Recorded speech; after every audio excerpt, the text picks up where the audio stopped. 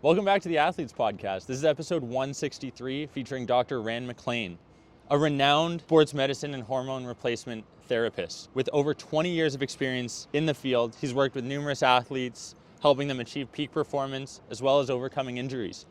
In addition to his work with athletes, Dr. Rand Mcclain is also a renowned expert in the field of age management medicine and has helped countless individuals improve their health and vitality. In this episode, Dr. Mcclain will be sharing his insights on the importance of hormone optimization for athletes, as well as discussing the latest advances in sports medicine. Whether you're a professional athlete, a weekend warrior, or simply looking to improve your health and wellness, this is an informative episode that you won't want to miss. Before we dive into the interview, I do want to give a shout out to our sponsor, Rooted, multivitamin pouch that allows men and women to get high quality, organic, non-GMO superfood supplements into their system. No more daily vitamins. Just simply open it up and get rooted with immunity, energy, and hydration. Both sugar and gluten-free. Whether you're looking to improve your athletic performance or boost your energy levels, or simply just maintain a healthy lifestyle, you should try Rooted. Go to their website, rootd.com. That's Rooted, and use the code AP18 to get 18% off your order so that you too can feel what it's like to get rooted. While you're at it, don't forget to subscribe to the Athletes Podcast on any of your social media, streaming, podcast platforms, especially YouTube. Every single comment I'm going to go in there and reply to. We are really trying to build that platform. It's a gentleman's agreement here. You come on, you listen, we give you free content. All we ask for in return is you hit that subscribe button. It takes 2 seconds, and I really appreciate it from the bottom of our heart. Let's get to episode 163 of the Athletes Podcast featuring Dr. Rand Mcclain. Here we go.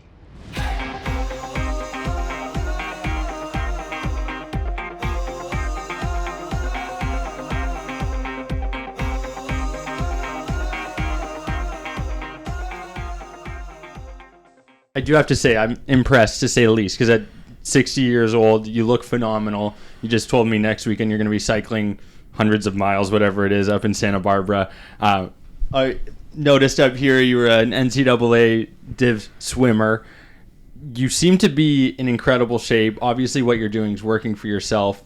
I'd love to maybe just have an overview of kind of whether it's just testosterone or what other sources that you're providing people right now to increase their long-term health.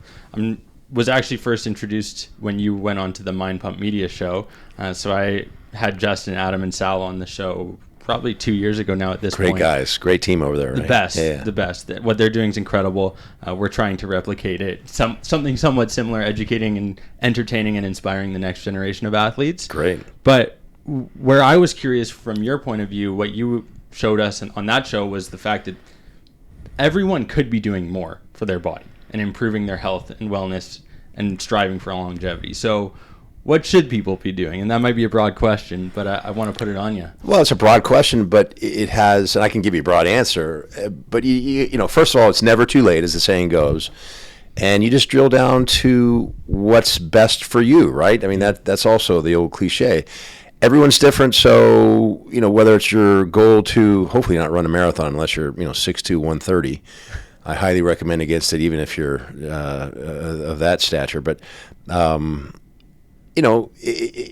your goals determine where you start, I would say, and then, of course, you have to take into account how you chose your parents, because your genetics makes a big difference too. But within that window, then you, as we were saying earlier, improvise, adapt, and overcome. And we have a lot of tools to get you there. Mm-hmm. Of course, really, the onus is always on the individual. You have to do the work, as they say. You have to do the exercises. You have to eat properly. And one that gets missed a lot, you have to rest properly, too. Along with that, there's plenty of supplements now. I mean, you mentioned testosterone. So that goes back to sort of your state of affairs, not just the way you chose your parents, but if you're, say, with my age, 60, odds are you're not producing your own testosterone in any great quantity, certainly nothing like you had when you were 20, 30, and maybe even 35 or 40. So, finding a doctor to help you optimize your testosterone level is a great start because, as you know already, and probably a lot of your audience too, your energy, your sense of well-being, your ability to recover, your ability to, the exercise portion, really all of it is leveraged by testosterone. But aside from that, we have all kinds of tricks, from cryotherapy to infrared.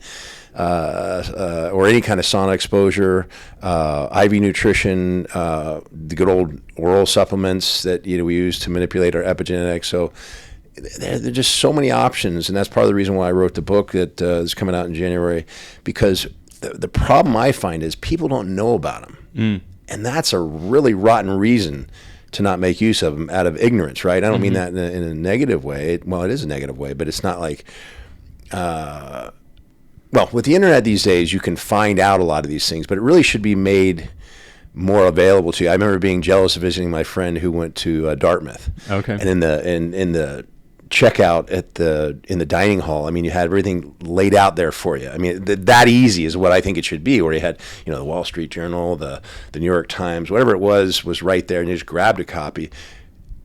Still to this day, unfortunately, people have to do a deeper dive, is what I'm getting at, on the internet to find some of this stuff. So, the idea is to make it more available, this information, to the so-called average person, and I think that's coming to the fore. It's going to make it just so much easier to get more fit. It's so important. Like, people don't recognize how good their body is supposed to feel until they feel that way, right? And they have no idea how incredible it can be when you are functioning at 100% capacity. You mentioned your book, Cheating Death, The New Science of Living Longer and Better.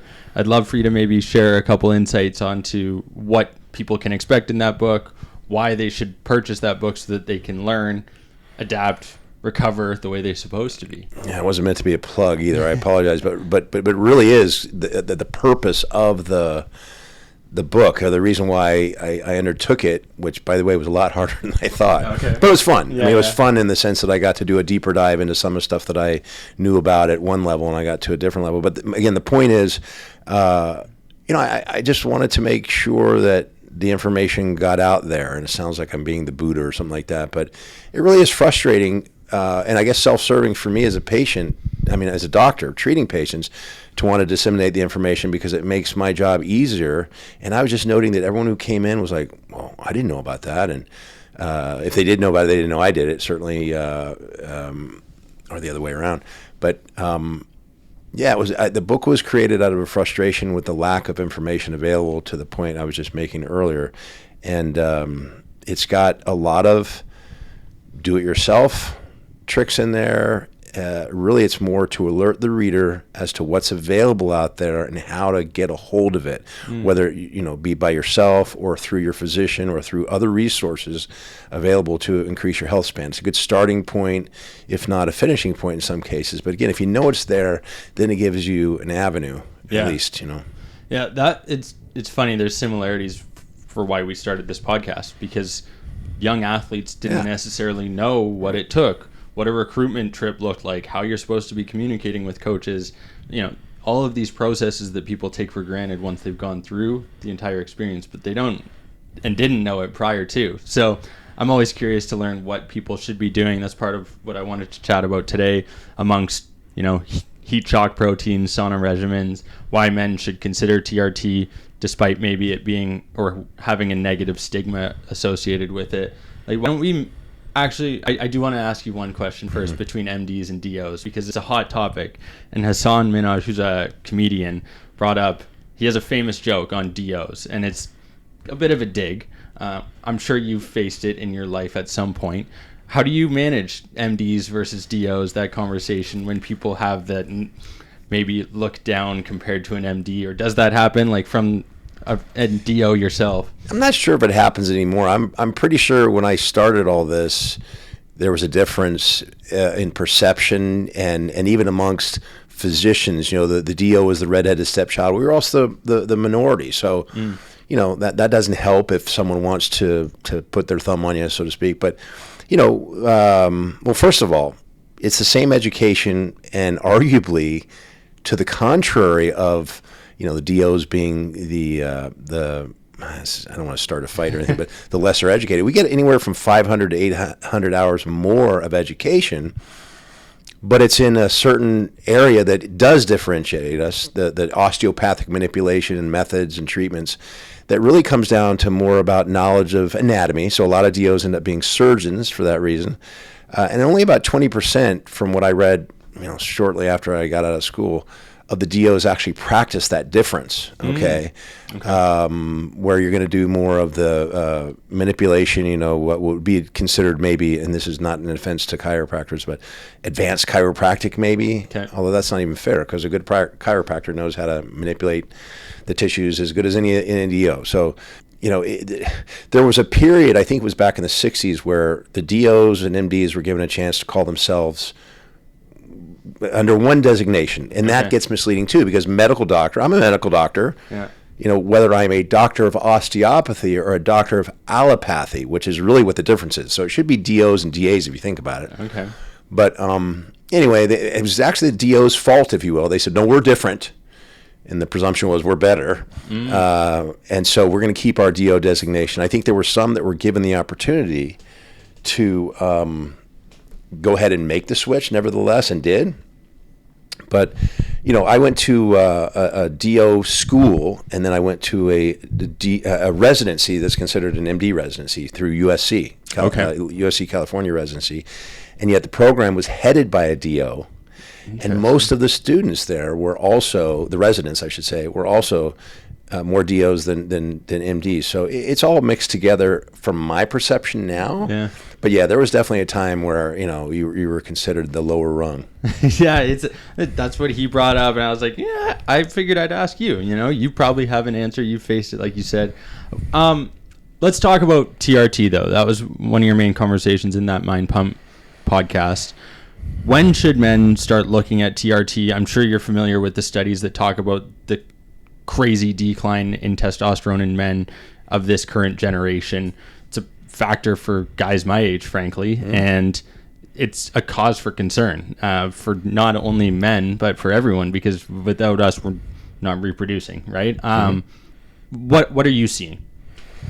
Well, first, to answer your question, the first one anyway, as soon as you have symptoms that you suspect might be related to that, any symptoms of low testosterone, a decrease in energy, a decrease in libido, a decrease in your sense of well-being, difficulty changing your body composition, even though you're doing the same things you were doing before, that's kind of a dead giveaway. The first three are more personality related, you could say.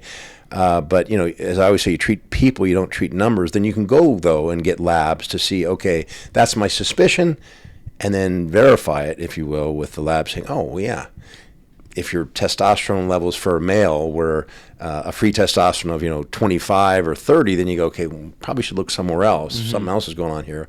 But to the second part, stress is what is believed, not just by me, but I think by anybody out there in the business. Stress can affect all your hormones, and we have it's actually medical term to call it a sick thyroid, another hormone. In other words, your thyroid production decreases because you're under stress, whether you have an illness or you're overworked or something like that. Same thing happens. By definition, I think it's still about age 35. Men and women go through paraandropause or perimenopause, respectively. But I see that number declining considerably. And, it figures you either have someone who, for example, is, say, a 27-year-old female who's already had 5 children and is working 2 jobs. Well, yeah. Bit of stress there. Yeah, bit of stress there, yeah. Or a male who, is doing the same thing, working 3 jobs and still trying to keep up with his former, athleticism. And, and that's another point. People think, well, classically, if someone's a great athlete, they have high testosterone. Not these days. First, to compete at today's level of achievement requires borderline over training, which will bury your testosterone levels. And secondly, people think that, if I'm exercising, it's good for me no matter what. No, it's a form of stress. We call it eustress, normal good stress. But if it's combined with, working 3 jobs, then it's not a good thing, or needs to be pared down. Yeah, that was one of the biggest unlocks for me listening, learning about how people are progressing their bodies in a variety of ways, and Mind Pump brings it up. Like, working out 3 days a week might be better than working out 5 or 6 days a week, especially if you have a high workload, high stress in your environment, and can actually produce better results because your body's working more efficiently with what it has to use. Is that correct? Well, we've been trained, I say we, my generation, and I don't know where it stops, if it's even stopped, but, more is better. If it gets tougher, you get tougher. And to some degree, I get it. That's great.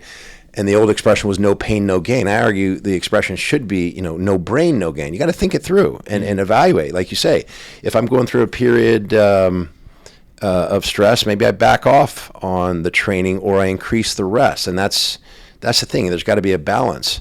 And, that's where we make the biggest mistake, is to think that, you should just push harder when in fact you just have to maybe recuperate better. And that's part of it all. And that's a big can of worms. Yeah, and, you see it a lot in with my patients, and really anyone who's still trying to maintain their athleticism, I'll call it, whether they're being, truly competitive on a world-class level or just trying to keep up with what they used to do. And one comment about the evaluation there too, when you're looking at, at the start anyway, self-evaluating, don't look at your peers, look at you compared to you. A decrease in something for you is where you start, because so many times I'll see some of these world-class athletes come in and they're the last ones in. They come at age 55 or 60. Why? Because they have all the tricks and they've used every single one to get them this far to make up for just this lack of leverage from testosterone, and they finally come in waving the flag saying, okay, something's wrong here. Yeah, there was something a long time ago. But because they're so good at what they do, they figure out workarounds. Does that make sense? Yeah. So they're usually the ones that suffer the most. But, hey, there's no reason to suffer if we have a way to fix it. Well, that's the thing, and there's a negative stigma associated with it, or at least there was in my books, and, you start understanding, doing your research, and you're like, hey, there's way more negative impacts of having low testosterone than there is to taking testosterone. Is that correct? Well, there's a correlation between low testosterone and things like coronary artery disease, type 2 diabetes, colon cancer, prostate cancer, osteoporosis, just to name 5. And yeah, testosterone's had a bad stigma attached to it for how many years I couldn't tell you. I mean, before 1976, I would argue there wasn't a stigma attached to it, but then of course it was banned as of the 76 Olympics going forward. And you can make the same argument, not to go too far afield here, but with the psychedelics, they call them, right? Yeah. Which are now being considered as great treatment tools in mental diseases. And yet, at some point, maybe you blame it on Timothy Leary or not, I don't know. But, it got a negative connotation. And then, we tend to jump on the bandwagon as humans. And there wasn't a whole lot of medical support at the time, too. Although I would argue for testosterone, getting back to what we're talking about here, there was plenty of medical support. We had studies in the 50s where women who were suffering from, refractory depression were treated with testosterone very successfully. And you just wonder, where did we go wrong? Well, now there were some studies that attributed, for example, prostate cancer to use of testosterone that we now realize in hindsight were terribly underpowered studies, or just plain wrong, interpreted badly and whatnot. And we've had some studies, well, at least one I can think of, underpowered, only 15 people, where they use what they call bipolar testosterone therapy, put you on, take you off, to actually treat successfully prostate cancer. And we know it's not the testosterone that does it. If you have extant prostate cancer,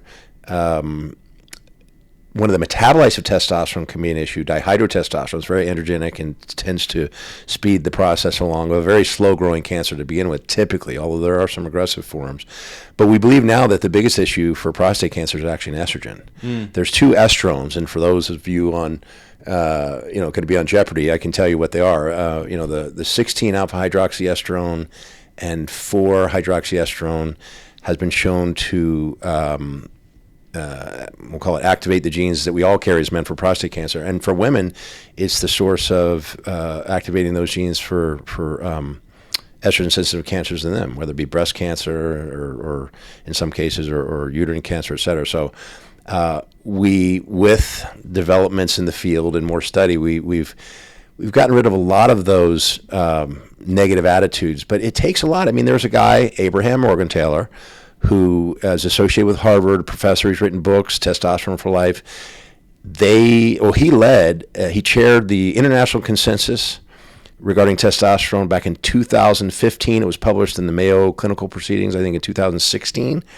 And they came up with 9 resolutions, which basically obliterated all the propaganda, I call it, regarding testosterone. And yet, I mean, you go to doctors and sometimes they have the same old attitudes, and I hear patients with that. And, what do? You just keep fighting the fight, I guess. Well, this is why we're having you on the Athletes Podcast. Spread the word, right? I mean, not only are we educating that next gen of athletes, but there's parents, grandparents listening who this is like vital information for them and potentially extending their livelihood, right?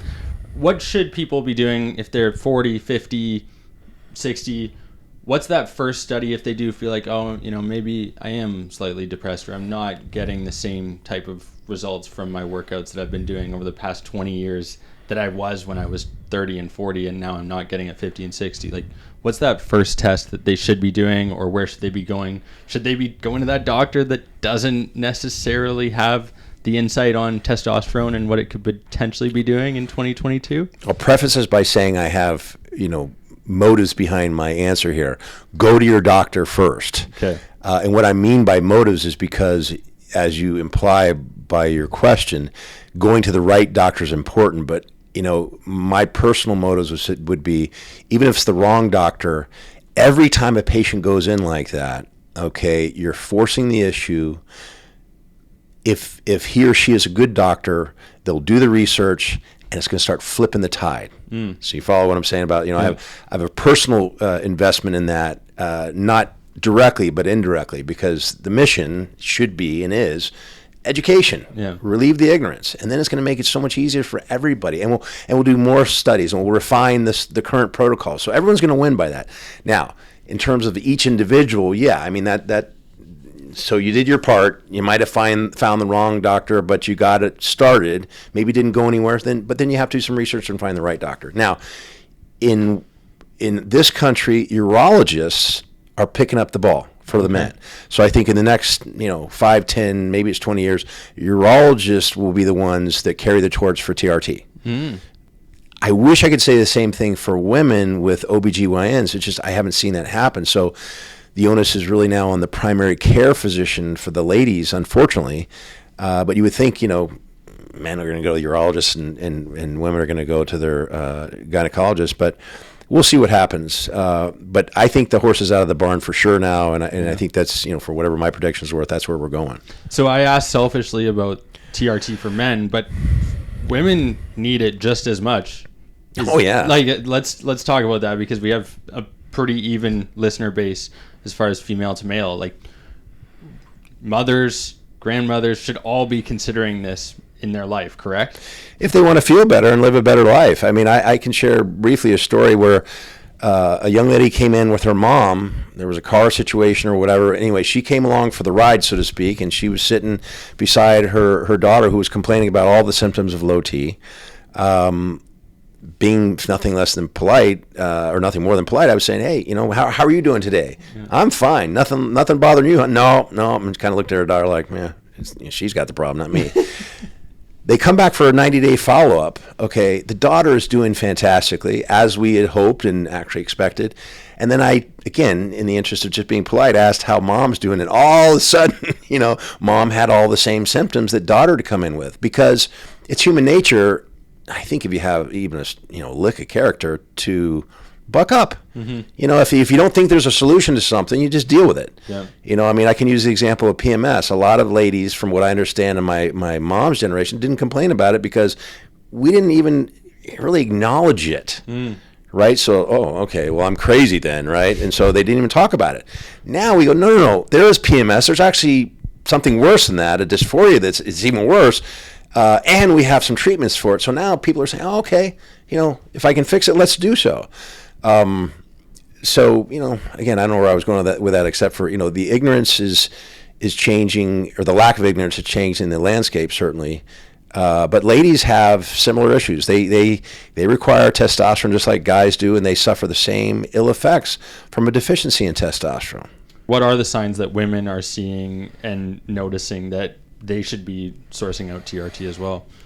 Well, in the example I gave you, I don't remember the specific examples, but as I said, it's the same thing for a female as it is for a male in terms of a decrease in energy, a decrease in a sense of well-being, a newly developed dysphoria, dysthymia, depressed mood, difficulty with body composition, adjustments that used to work when all you'd have to do is quit drinking beer on the weekends and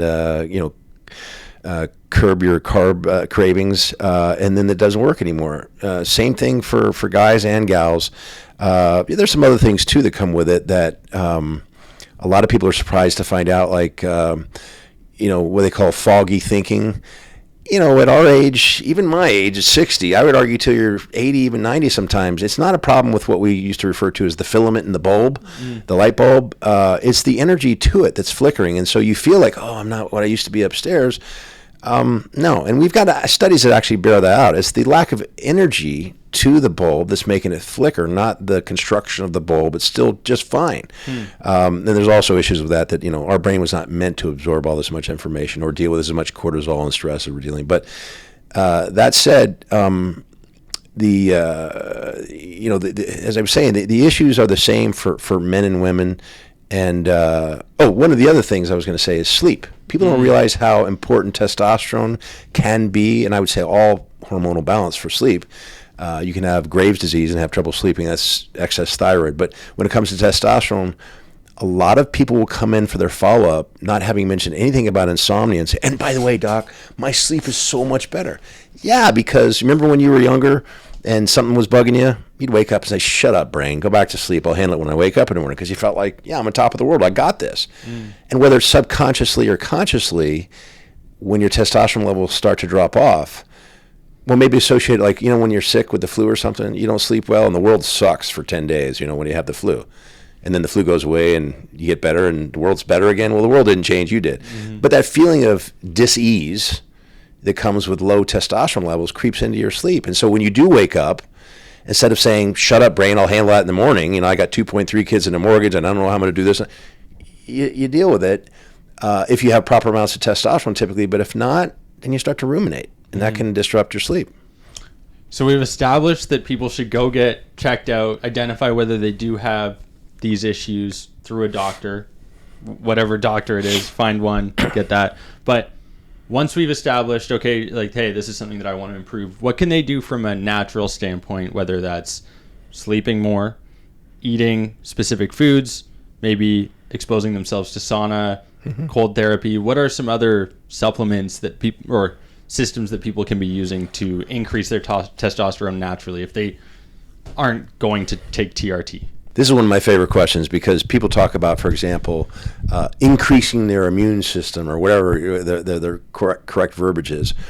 You're not going to improve your body's ability, and I'm going to try and watch my semantics here, to produce testosterone by doing anything in particular, although you could supplement with certain things that might mimic luteinizing hormone, which is something that tells your gonads to make more testosterone, specifically the Leydig cells. And so, you have extract of fenugreek that, has some studies that show it might improve testosterone production. But really what you're doing, whether it's trying to, increase your immune response or increase your testosterone response, is you're simply getting your body in a better state to get to its maximum potential again, if that makes sense. For sure. Typically, what the problem is that you have kind of a set point, or you have a window. This is the best your immune system is going to function. This is the best your testosterone's going to be produced, and you've whittled that down by staying up an extra hour to watch the next episode in the series, and therefore, damage your necessary requirements for sleep.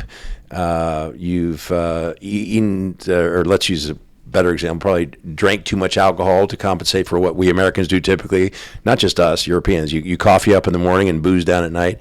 Anyway, I can go on and on. But the idea is that you've whittled down your best to something less than, and all you're doing is restoring it to its former self. Okay. And it's a fine line between, you understand the concept. Did I do a good enough job explaining? Job. So really, when we talk about increasing your testosterone levels, you're stuck with what you got. If I'm 60, there's a limit to how far I'm going to get those levels up naturally, so to speak. Right.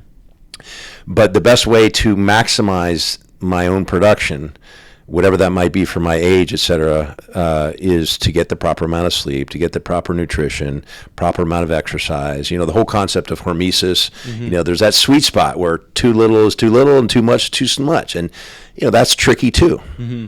Yeah, it almost sounds like you have a capacity that's sitting at 100. If you booze up, if you coffee up, you'll probably bring that capacity down to a 50%, whatever it is. The more you eliminate those things, the more you open that up to being at full 100% capacity again.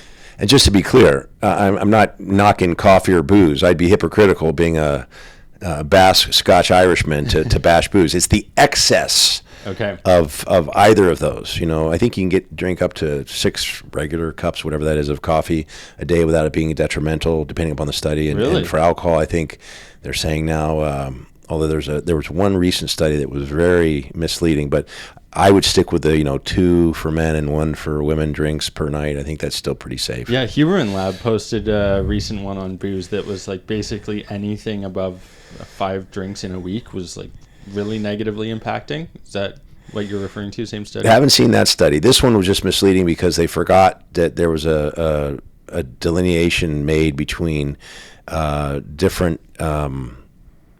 And in hindsight, you have to forgive me, I don't remember if it was ethnic groups or if it was actually, the genetic groups. And that goes into a whole other discussion. This whole thing about, basically there's arguments about it, but there's Caucasoid, Negroid, and Mongoloid groups. Okay. But we do so much dividing in medicine about, well, are you Hispanic? That just means you speak English or Spanish, right? Mm-hmm. Or I should say that the other way around. Or we'll even say something like, well, are you Jewish? That's a religion. That's not a genetic makeup, if you will. That's more of a cultural thing or religious thing. You follow me? Yeah. So it gets confusing in there is what I'm saying. But in this study, they showed a difference between Caucasian and what was presumably Negroid, or I'm not sure if they were just using ethnicities. Okay. And that's a study, too, that gets so convoluted because, first of all, it's retrospective, observational, and where are you drawing these lines? Classifying it as such. So a lot of information is misleading out there. And with all due deference to, who do you reference? Andrew Huberman. Yeah, well, I just have he said something about, and I think it was a podcast with Joe Rogan about, he said prolactin is the biggest source of gynecomastia, prolactin excess. Okay. So that's why I remember his name. Yeah. I beg to differ, and I'll leave it at that. Okay. But anyway, I'll have to look up that research to see if there's any substance behind the 5-day-a-week thing. Yeah. I might be misspeaking too, so we'll double check. But apparently up to 6 cups of coffee, we'll say those are like the reasonable size coffee. 1 drink for women, 2 for men. What about other substances? Like marijuana has become a huge thing nowadays in the past decade. Obviously here in California, well used. What are the impacts of that? Is there a hierarchy that you'd suggest? Okay, like if you are going to be consuming alcohol, coffee, marijuana, is there a list of substances that you say, hey, like don't avoid or avoid at all costs? Like how would you maybe caution that next gen on, hey, like if you want to have a good time, this is fine, but understand the ramifications? Well, there's an old saying, the poison's in the dose, and I think that applies. And of course, that goes into hormesis too. I mean, they even think in some ways that being irradiated, we get X-rays in our life. Yeah. A certain dose of that might actually be beneficial to us. So interesting. Those numbers have not been figured out yet, to my mind. And again, I alluded to it just now. The studies are oftentimes flawed or interpreted wrongly, and that creates a problem too. I don't think there's an answer to that, although there's some generalizations I think you can make at this point. For example, I don't think, speaking of marijuana, that we can say that it is necessarily bad for you. I'm not sure it's necessarily good for you either. And again, I'm talking as a general rule. If you've got somebody, and this will be a simple example, that cannot sleep, is getting 3 to 5 hours of disrupted sleep regularly, well, I would argue, I don't care what marijuana does for you otherwise, and I'm not saying anything, but from what we know, you probably want to trade it. There's a benefit, yeah. Rob Peter to pay Paul if that's necessary. That said, especially with CBD, and maybe I should differentiate between the two. With CBD, you don't have the THC. I'd say the jury's still out, but as yet, no one has been able to come up with something. Well, that's a bad idea. So when people ask me, I say, hey, if it's working for you, so far, so good. When it comes to some of the other stuff, there are the obvious ones. An excess of arsenic is a problem. And then some of these others, again, the obvious ones, I don't think you're referring to heroin and stuff like that. But not typically on my radar. But. Right. But coffee, that's something, again, how do you define a cup of coffee? But generally speaking, it looks like it helps prevent or stave off type 2 diabetes and Parkinson's. Mm-hmm. So you could argue, some good things there. Again, though, the problem is the studies are so ill-designed. Let me give you a quick example. Yeah. So you remember back, I remember. People my age may remember when they said, coffee will cause cancer. Okay. It's based on, 50s, 60s, 70s era studies. And so people were like, oh, gosh, this is terrible. Well, we know better than that now. Actually, they use a 1.1 or 0.99 or whatever. There's a rating. It can go up or above, depending upon its association with cancer or reduction of. Coffee is slightly protective against cancer, we know now, okay? But cutting to the chase, the point I'm trying to make is we made this observation back then, and then in hindsight, when we got better knowledge, we went back and looked at the studies. What, say, in the 60s was associated also with coffee drinkers? You're not going to know this. Well, yeah, you do know it. Cigarette smoking. Hello. Yeah. We didn't even think of it back then, so we skipped that altogether, and then we go back and we look at the studies with a new pair of eyes, and we go, oh, it's cigarette smoking that causes the cancer, not the coffee, which lent a small protective effect. So, and then, by the way, obviously, that's one on your list. Yeah. Tobacco, nicotine in general is probably not the best thing for you. It's a paralytic. Yeah. So, scrap that one. That was a pretty easy one. There's some fitness people who will swear by like having a piece of nicotine gum before they work out as a little pre-workout. And interesting. Pep them up a little bit. Yeah. That's interesting because as far as I'm aware to this day, nicotine and exercise are the only combination upper and downer. Interesting. I think I just stick with exercise. Yeah, that was my thought. But you see all these biohackers and all this stuff, which is like you've brought it up a couple times. There's so much information out there. It's crazy what's changed between 10, 20, 30, 40 years ago. How do people identify what they should be reading, or consume that information, and then apply it? Because or is it frankly that they should just buy your book in January and stick to what's in there? Because there is an overload of information. Like Google is everywhere. You can find out research on any given subject, but the legitimacy behind it, is there actual, is that study done correctly with appropriate variables in place? My main curiosity comes from how should people really be consuming information appropriately so that it's benefiting them and not just providing a cognitive overload? I'm a registered libertarian, so this is not self-serving, and I'll say I'm not the end-all be-all up front. There's plenty of great doctors out there, and you should rely on them because the average layperson doesn't have the time to do all the research. Although I would say you're going to be your best advocate, and some of the best doctors. I'll use one of my favorite peers.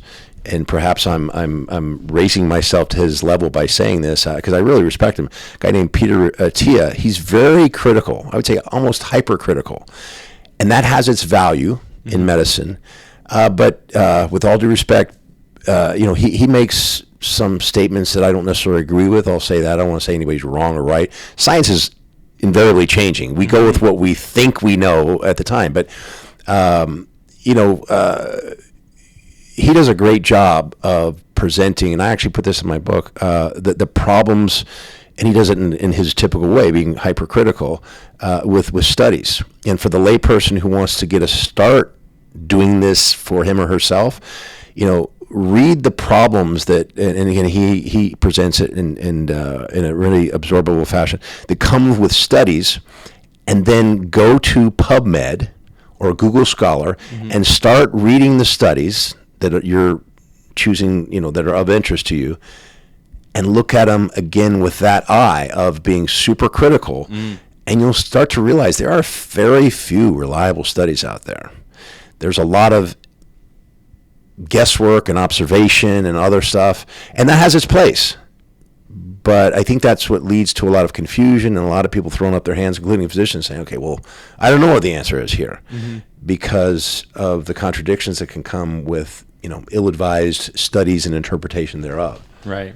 Makes total sense. The one thing I enjoy right now more than anything, and when it comes to exercise, and then on my days where I don't have as hard a bicycle ride as my coach gives me, typically, I'll throw in some weightlifting, and that's usually actually on my day off. If not, I'll hit the heavy bag if I have some extra energy. Or my wife, who's a very avid tennis player, I'll get on the court and play with her.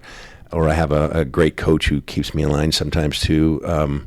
So that's really it. I don't have time for anything else. Other than that, I'm seeing patients, or I know this is going to sound so nerdy and so unbelievable. I'm in front of the computer or in front of a book studying this stuff. I love it. I hope to beat that guy, with all due respect to him, who is the current Guinness Book World Record holder for longest living practicing physician. He made it to 99 before he retired, I think. Okay. I'd like to beat that one, man. Wow. Yeah. What is the goal then? What, like 100? And as soon as you hit that mark, you're done? Or like you want to push that 110? As long as, and I think, I don't think I've ever met a patient or even just a human outside of my office who has disagreed yet. And I say this, well, you noticed earlier, I'm a CPA before I'm a doctor, right? So I'm presumably honest and conservative. I have never, and I can say that easily, never seen anyone who wouldn't, if they had to trade quality for quantity. But that's the beauty of what we have in medicine now, is you don't have to make a trade. Typically, for example, if you beat down type 2 diabetes, you're going to live better and longer. So, that's the beauty of this. I just want to live as long as I can and still be healthy, to answer your question. Yeah, no, I love that. I've made the prediction a couple of times on the podcast that I wholeheartedly believe I'll be at least 125, just with the advancements that we have in science. Like you said, you're going to be working at 100, right? And I certainly hope that with the advancements that you make, the suggestions that I'll follow along in your book, that I'll be able to get to that 125 mark, no problem. We'll be podcasting here. I might be a little slower moving around, but that depends on how much TRT I'm on at that point. Right? And you never know, man. Maybe we'll find a way to be faster. There you go. What are things that you're doing? I know you're doing HIIT. You eat kind of a Mediterranean diet. Like, what do you maybe suggest from a nutritional standpoint for people to be aiming for? Again, as with exercise and diet, one size does not fit all. You have to do what works best for your goals and your individual situation. You mentioned the Mediterranean diet. I think there's evidence now, good study-backed evidence. It's important to have that asterisk. That the Mediterranean diet does well for those that have coronary artery disease. Okay. Sort of an offshoot of that is Dr. Dean Ornish's diet regimen. He's furthered the area of diet better than anyone on the planet. He's actually done some well-designed studies that give us something better than the standard just observational retrospective baloney that we've been using for a long time. But again, I've seen patients that come in with the opposite of what he's striving for, because again, he's helping most people with coronary artery disease, but an LDL that's in the almost 300, doing the ketogenic diet, and their arteries are squeaky clean because it fits them better. And right. I hate to generalize, but I'm going to generalize. I've found that it tends to be for those people that tend to be endomorphic, the Santa Claus build, we'll call it. They do great with a high-fat diet. There are guys like me that, if you don't give me my carbs every day, and particularly before and after workout, I'm just going to have a crummy workout, not to mention probably not the best day. Yeah. So everyone's different, and so I can't peg one or the other. High-intensity work, I would say, is beneficial. We're talking about exercise, obviously, now. More juice for the squeeze. Okay. Particularly as you get older, you don't have to put in the 3 to 5 hour bike rides like we thought, unless you're trying to win a bike race. That's a whole different thing. But there's combinations of that, and we're finding now that again that toughen up and do more isn't necessarily the best idea. More of the zone 2 training, and instead of the old the joke always was, oh yeah, Rand, get a heart rate monitor. You didn't see Muhammad Ali saying, oh, wait, Angelo, my heart rate's up a little too high. Let's slow it down a little bit. We, in that day, trained as hard as we could for as long as we could. Well, we have information now that the 80-20 rule you've heard so much about for different things works in exercise too. 80% of zone 2 or below, and 10% to 20%, and in this case I should stick with the 80-20, 20% of the high intensity stuff like zone 5.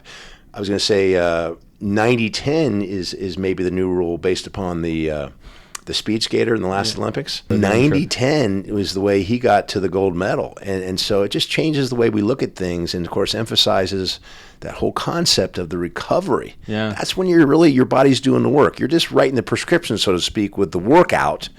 If you write for too much, you can't fill it with enough nutrition and sleep. I've learned so much. You deserve the pat on the back that we were talking about earlier there in that break. I do want to ask about oral health, how that intertwines with nutrition and longevity.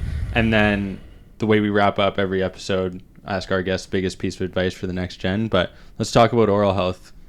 Glad you asked. There's a Dr. Cami who I very much enjoyed speaking with, interviewing. He's come up with his own book recently, and he makes a great point that we somehow, for some reason, separate dentists from other physicians as though your oral health is different. Well, we separate urology. No, we don't separate, OBGYN or anything. Why do we separate oral health? It shouldn't be. It's so important. In one way that I harp on its importance is because we know that nitric oxide is a very important tool in the body for maintaining cardiovascular health and all kinds of other cellular health. Without the proper bacteria in your mouth, the foods we eat, the nitrate and some nitrite containing foods, won't be converted eventually to the nitric oxide we want. By the way, no use of Listerine. Okay. The other ones don't really kill bacteria. They just kind of add a fragrance to your breath. But Listerine can actually do the trick. And I'm saying no Listerine or hydrogen peroxide. If you need it for medical reasons temporarily, great. But as a daily option, boy, I hope I don't get sued by Listerine here. But it's not a good idea for your health, right? Even though it's been purported to be so. Yeah, I've heard that from others too. You're not the only one. We're good. Okay, good. It'll be a class action suit or whatever we want to call it. Yeah. The oral health is so important, and when it comes to one of the leading causes of death in the Western world, coronary artery disease. Yeah, we focus on the things we can control, right? Eating properly, exercising, getting sleep, and keeping the LDL down was the old way of doing it. Whatever things we can control. But the fact remains that, first of all, age is your biggest risk factor, okay? We don't talk about that because you can't control that. But you can have random events, one of which can be because of your oral disease, right? You have an abscessed tooth, you don't take care of your mouth, and so you have an excess of bacteria, and it can seed in the heart. Crazy. I've had athletes. I had 1 year where I had 3 athletes. I went back and I looked at their labs. Their lipid profiles were a cardiologist's dream. Seriously. And again, I told you I was a CPA, so presumably, honest and conservative. 80 plus or minus 2 points in LDL, 60 plus or minus 2 points in HDL in all 3 individuals. Very fit. Okay. These are guys that pursue optimization very well. Yeah. One guy had 99% blockage. The other 2 had 98% blockages in the widowmaker, they call it, the left anterior descending artery. And none of them died. They all had episodes. Fortunately, they were all athletic, so they had made for some collateral vascularization, and nobody died. No one was majorly injured. There were no infarcts. There's no heart damage. Right. But they had that kind of blockage and had to go to the ER and get stented. Why? I can only guess it was for some of these other reasons. You could have a GI bug when you're 30, and the virus creates some irritation, some inflammation in the coronary artery. These are things we can't control. This is a big case, by the way, for getting screening when it's appropriate. Age 50 roughly, when we get our colonoscopies, and for guys, you should probably consider a multi-parametric MRI to check out your prostate. This is when you should also start looking at imaging of your blood vessels. We start with an ultrasound of the carotid arteries, because there's a 95% correlation between what we find in the carotids of the neck and the heart. And if there's nothing there, great. Yeah. If there is something, we can move to the ultimate gold standard, we call it, the coronary CT angiogram. But there's no excuse for dying of those three I just mentioned anymore, or it would be very rare. If you catch it early enough, I think prostate cancer now is 97% survival rate if you catch it early enough. Wow. There's no excuse. And same for coronary artery disease. You can fix it. You might have permanent damage in the sense you have some calcified plaque, but that's old news. It's not going anywhere. It's patched on the wall.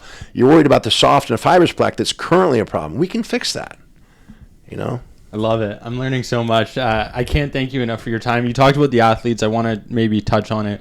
Were there athletes that you looked up to, or athletes that you've worked with, that you have any stories that you want to share, insights, maybe tidbits of information, even if you can't share full stories of people you looked up to or people you've had the honor of working with that were just incredible that you'd like to share? Well, first of all, I have to say there are plenty of guys I've worked with that I look up to immensely, but because they're my patients, I have to respect privacy laws.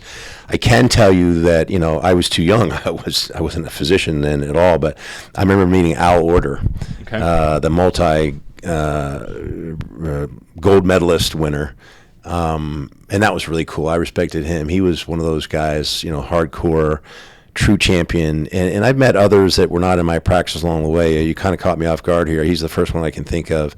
But I've been blessed. I've always followed athletes, and I grew up in Coconut Grove in Florida, and out on Key Biscayne to have the Superstars competition. Okay. And I'd always go out there and see, the likes of Kareem Abdul and Dr. J and, some of the other athletes. It's hard for me it really is hard for me to pick out just one. Yeah.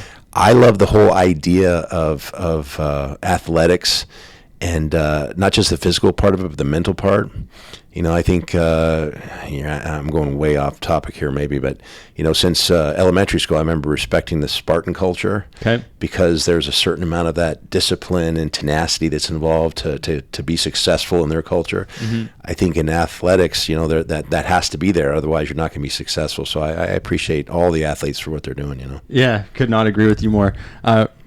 Mr. Mcclain, the way we wrap up every episode is we ask our guests their biggest piece of advice, please. I know you could probably provide a ton, but we got to narrow it down to one. Well, so if there's just one, be your best health advocate.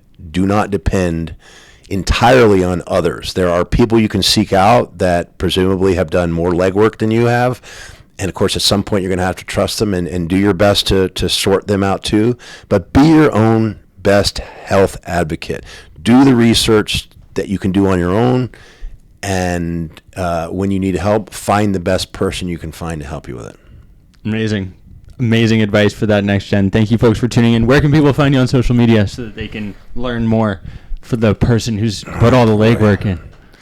Have no idea. Well, my website? Yeah. Okay, PSR Med, Papa Sierra Romeo med.com is our website. That I know. And otherwise, we're on Instagram and Twitter and stuff. I just don't know what they call them, handles are. Yeah, there you go. You're right. You're on it. And your book, Cheating Death, The New Science of Living Longer and Better, comes out in January. We look forward to seeing it then. I hope so. Yes, sir. Thank you. I love it. Thanks. My pleasure. No, thank you. That's a wrap for this episode of the Athletes Podcast featuring Dr. Rand Mcclain. Thank you so much for watching this episode. I know our YouTube wasn't ideal, but the podcast sounded perfect. I'd love to hear your comments down below. Let me know your thoughts. Like I said, we're trying to grow YouTube. This is a gentleman's agreement. You just listened to 45 minutes of an incredible conversation. Hit that subscribe button. We really appreciate it. Your feedback continues to help us create better content and ensures that you're getting the most out of what we're providing, with our goal of educating, entertaining, and inspiring the next generation of athletes. I'm David Stark, your host. Phoenix Wayland is our producer and editor. Jordan Maslin is our website and app developer. Thank you so much for listening to the 163rd episode of the Athletes Podcast. I hope you have a great day. We'll see you next week. Bye.